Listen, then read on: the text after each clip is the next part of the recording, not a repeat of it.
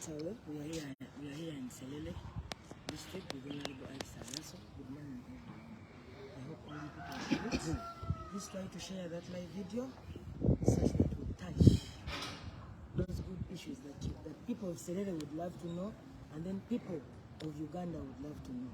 First and foremost, me as a person, I know Honorable Alaso as a good leader, as a woman of a voice to everyone, as a woman who can do things the right way, not a woman who is very quick to be bribed.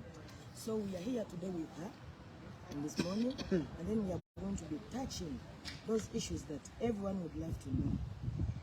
Who is Honorable Alaso for the benefit of our viewers who may not know who you are? First of all, thank you very much for this opportunity. My name is Alaso Alice. My other name is Charlotte. And so I go by all my three names, and I am born of Serere. What do I say about myself? There's just too much to say in such a little time. Professionally, I'm a teacher turned social worker. Then I became a politician. I have been in the political arena of this country since 2001, doing politics in Soroti, in Serere, and at the national level. But for this morning, I think it is just sufficient to state that I am a candidate in the by-election in Serere, and that's why I'm here to talk to all of you and say to you that I'm glad that you're supportive of my candidature. I am glad that you wish me well, and more importantly, in this election, I am the joint opposition candidate. I am very grateful to the National Unity Platform for taking that position to support my candidature. It's not a cheap thing, because when NUP, the leading opposition party in parliament, decides to back you when you don't even have a member of parliament, then that is extremely important. I am also grateful to Gemma. They withdrew a candidate from Serere. And I'm very grateful to UPC, the DP, and even the right-thinking NRMs you've seen in these campaigns. We move with all of them. And the Forum for Democratic Change on the ground, not the one in Najana and Kumbi. That's a different brand of people.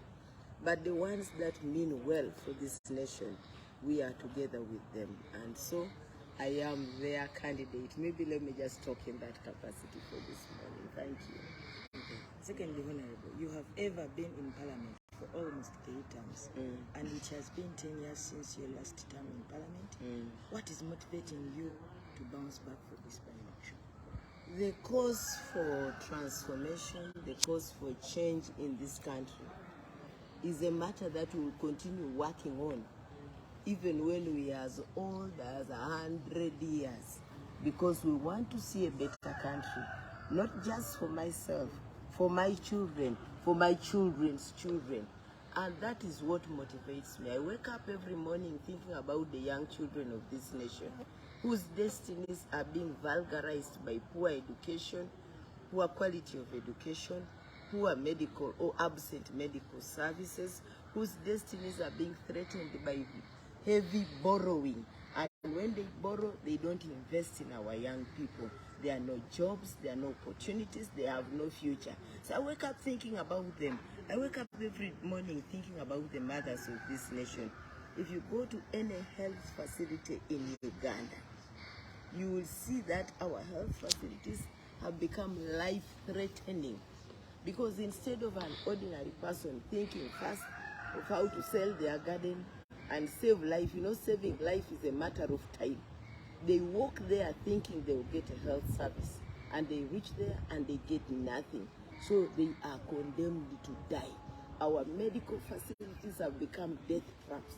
And I'm thinking every morning about those mothers, every morning about those children, and every morning about all of us. I am thinking about the stability of this nation. So I wake up thinking, how long will we continue with an uncertain political future in this country? Because we must discuss the transition from President Yoweri Museveni to a more stable situation, to a more predictable. Nations operate on predictability. You know that every 5 years, you know you're going to have elections and people are going to choose their leaders in a free and fair space. Even if there are challenges, you would like to see a change once in a while. But where we are all sitting back, hoping and praying that nature will intervene. And let me tell you, that is not how nations are run. So I wake up thinking, what can I do as a contribution to the stability and to the advancement and to the achievement of a better Uganda? That question comes to you, Winari. Some voters say you are too old for this seat. What's your comment about this thinking? Well, that kind of thinking comes straight from the heart of NRM, who should first of all go and ask President Museveni when he was born. Before they ask me, let them go and ask President Museveni.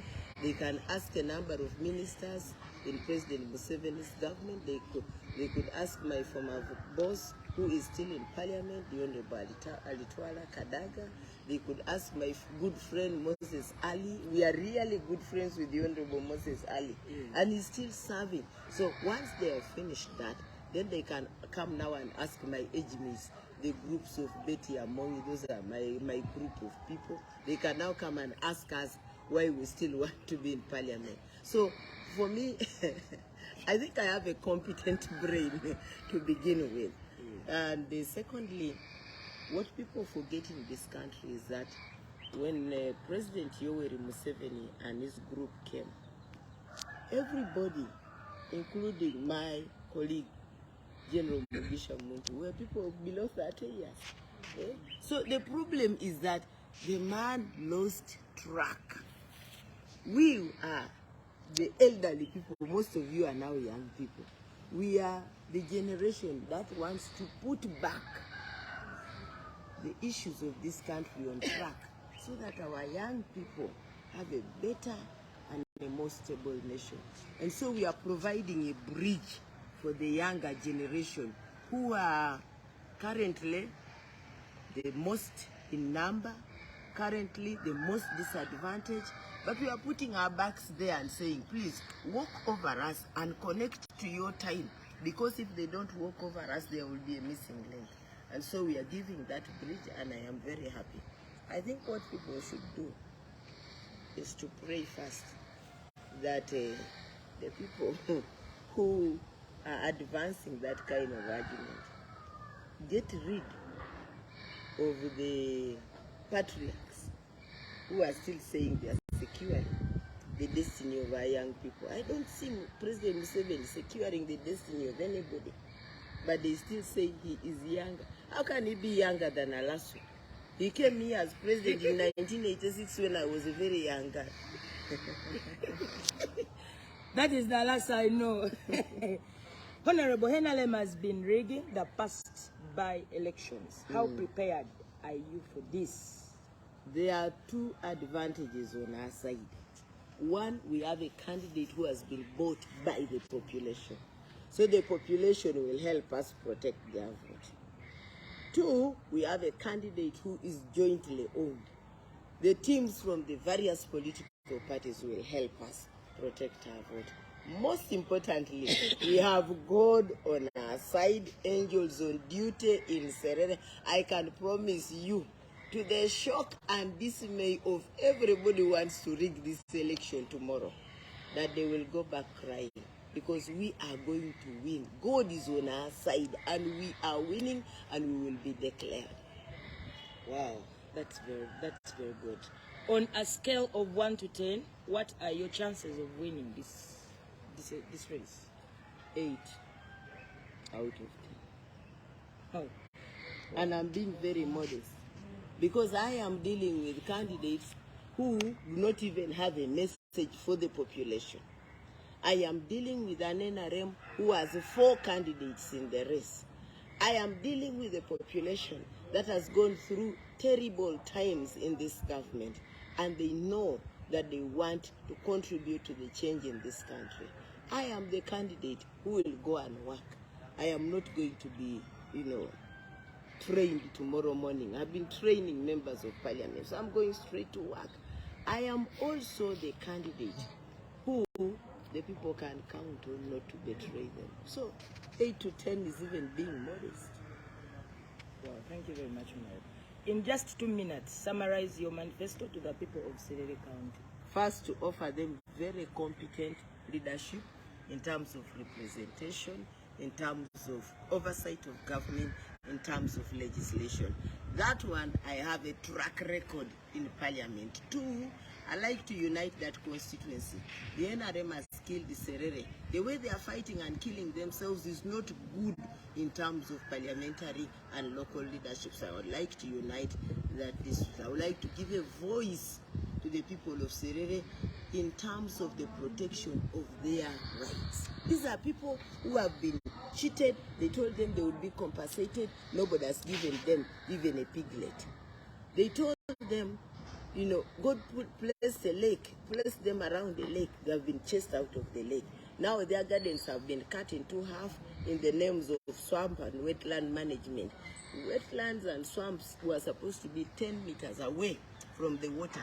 Now they are taking away all gardens. I am determined, and I am in my manifesto, to create the Serere Community Wetlands and Management Association so that we secure a permit from NEMA to use those wetlands for the benefits of our children.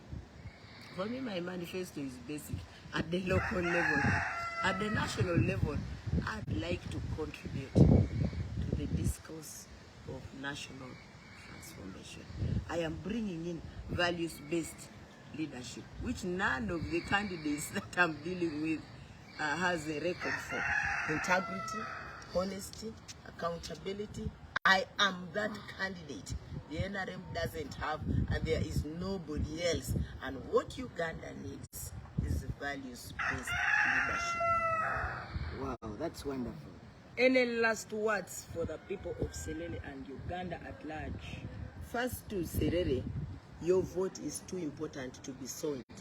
I know they are busy distributing money. It's your taxes.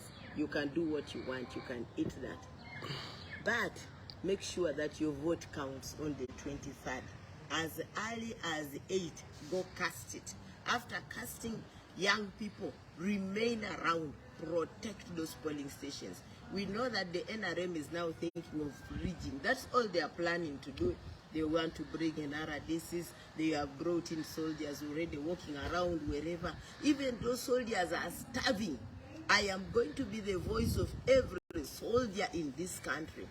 When the generals increase their salary and they leave the ordinary soldier, I am the one who will speak for you. So I'm telling soldiers, walk around Serere, don't hurt anybody. Allow the people to vote a representative for you yourselves. And then, of course, the RDCs, I know you are there because you have a job to protect. Please walk around Serere and don't intimidate the people of Serere, because when you try to do so, you know that you are attacking your own people and you will be a cursed human being. So, Serere, we are on the lead, we are winning, secure the vote, we are going to be celebrating on the 23rd. And we have a competent team. You at the community, at the polling station, we moving around with you, working with you, we know we will secure that vote. Besides that, the people who don't know where I get this strength, she's Honorable Alaso, who mentored me in politics. When I was in Chambobo University, that was 2011. I'm very grateful that I'm here to at least to sweat to see that she's back in Parliament. Because I know those people in Parliament, they need this honorable. They need Mama Lisa Alaso. At least to train them. They are messing up every day. You see them messing up. They don't know what to do. They are desperate. I think we should send someone to teach them what to do, and then to tell them what is required for a member of Parliament to be in Parliament. What are you supposed to do as a member of Parliament? Are you supposed to buy water? Are you supposed to buy ambulances? You should know your roles, and then you should use them effectively. It has been a wonderful moment having you, Honorable Alice Alaso. We wish you best in the upcoming by-election. Good morning once again. and have a wonderful day. Sauda Madada is my name. Thank you very much, International. Thank you very much, Rachel behind the camera, Eli, Abe, and everyone. Love you so much. Thank you.